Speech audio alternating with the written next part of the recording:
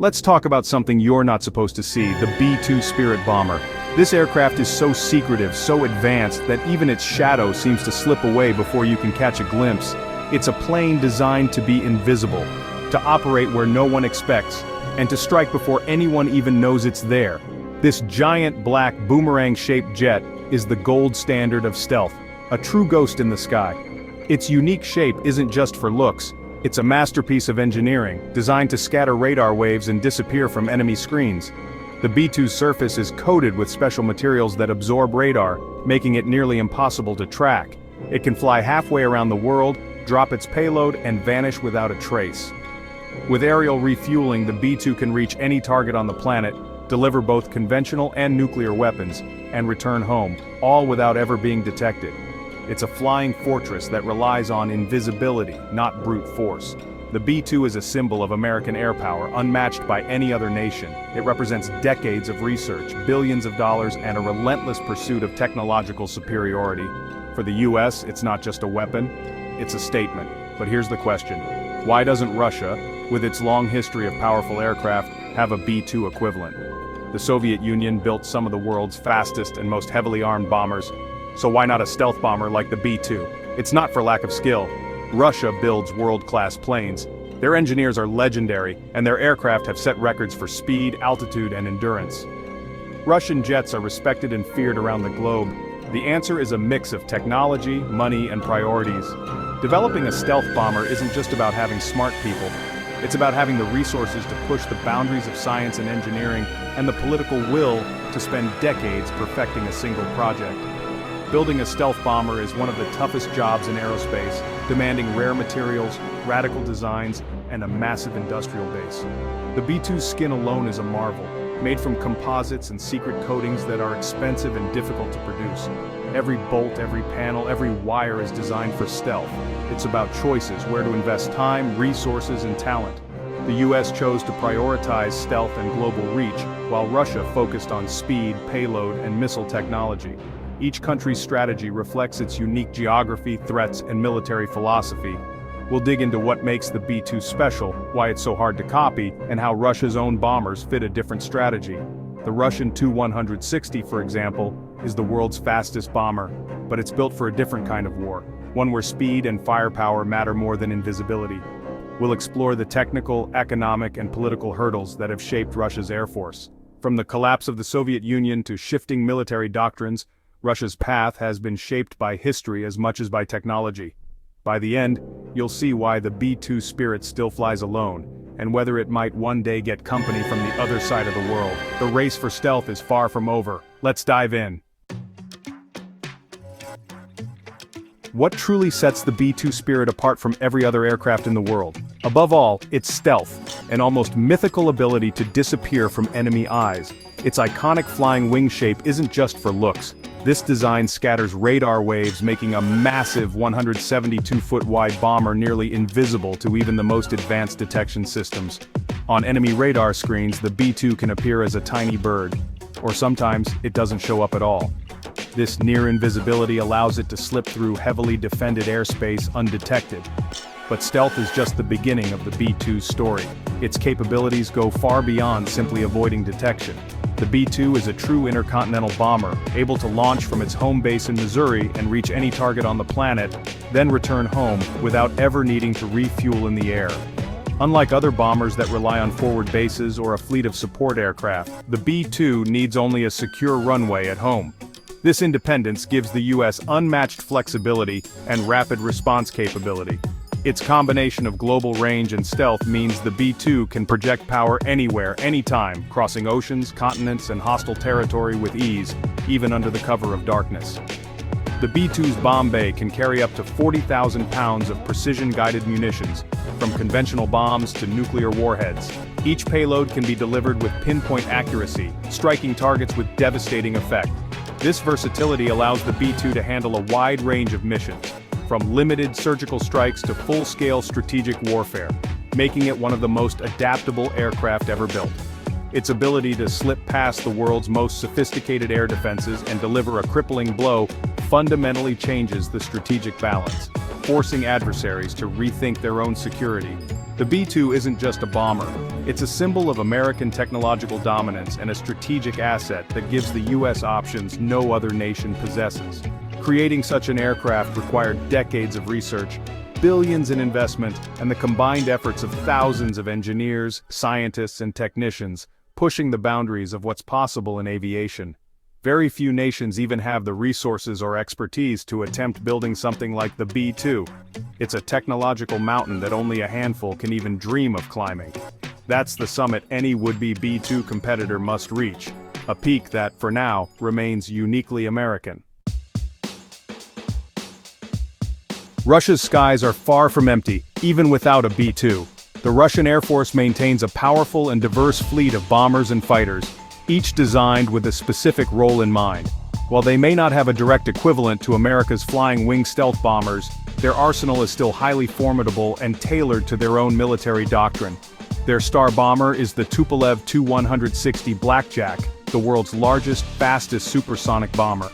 This massive aircraft is a symbol of Russian air power, capable of flying at over twice the speed of sound and carrying a heavy payload over intercontinental distances. Unlike the B-2's stealth, the Tu-160 relies on speed and firepower, launching cruise missiles from a safe distance. Its ability to strike targets without entering heavily defended airspace makes it a key part of Russia's long-range strike capability. Russia keeps these bombers modern with new engines and electronics.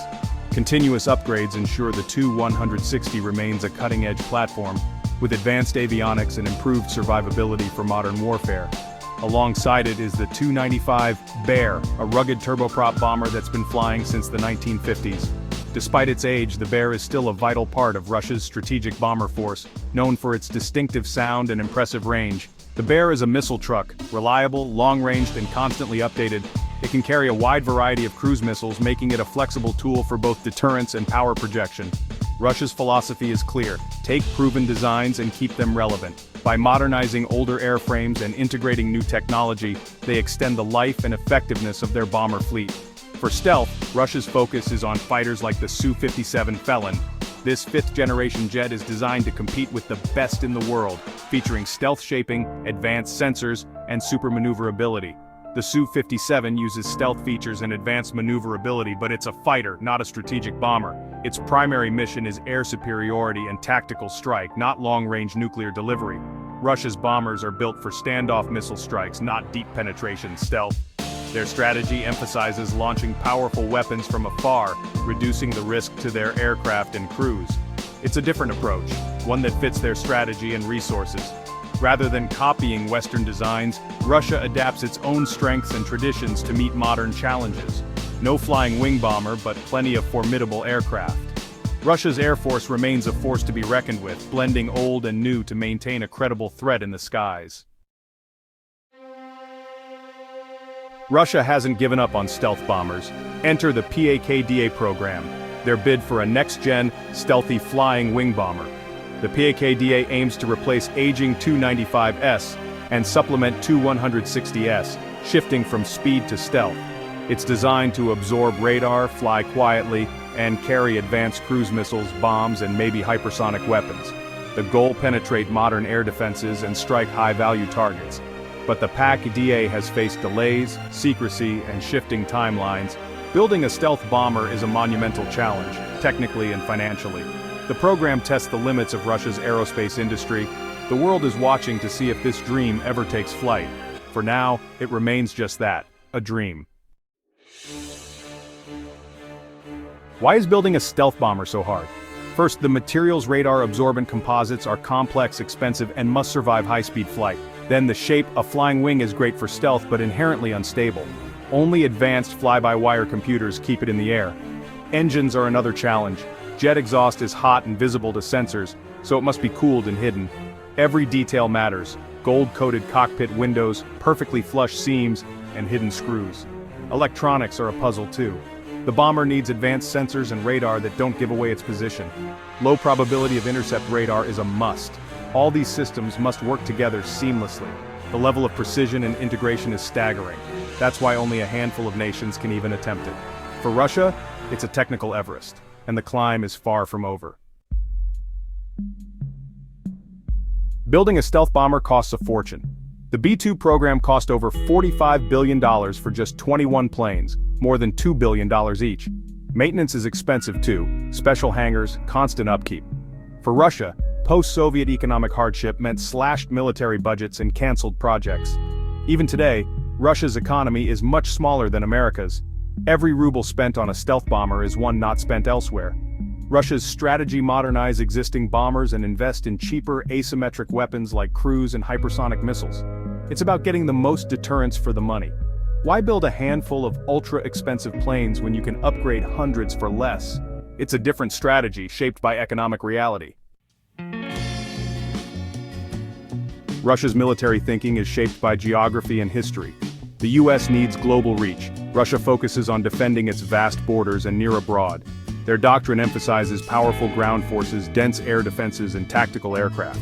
A global stealth bomber isn't a top priority. Instead, Russia invests in long-range missiles and hypersonic weapons for deterrence. Their strategy: make any attack on Russia too costly for an enemy. Modernized bombers launching missiles from Russian airspace fit this approach. It's about defense, not global power projection. The B-2 was born from America's vast, well-funded aerospace industry. Northrop Grumman and others had the resources, talent, and political backing to make it happen. Russia's aerospace sector suffered after the Soviet collapse. Funding dried up, talent left, supply chains broke. Recovery has been slow, and sanctions now limit access to high-tech components. Russia must rely on domestic industry, which slows development and raises costs. The PAC-DA's slow progress reflects these challenges. Ambition and blueprints are one thing, industrial capacity is another. For Russia, rebuilding that capacity is a long, ongoing process. So, will Russia ever have its own B-2? The ambition is there. PAC-DA prototypes are reportedly in the works, but technical and financial hurdles remain huge. Delays are common, and service entry keeps slipping further into the future. Russia is also investing heavily in hypersonic missiles, which offer a different path to strategic power. They may decide missiles give more bang for the buck than a stealth bomber. In the end, it's a question of strategy and economics as much as engineering. Russia might eventually field a stealth bomber, or it might double down on missiles and defenses. For now, the B-2 Spirit remains unmatched, a ghost in the sky, still waiting for a rival. Whether one ever emerges is a story still being written. We'll just have to wait and see.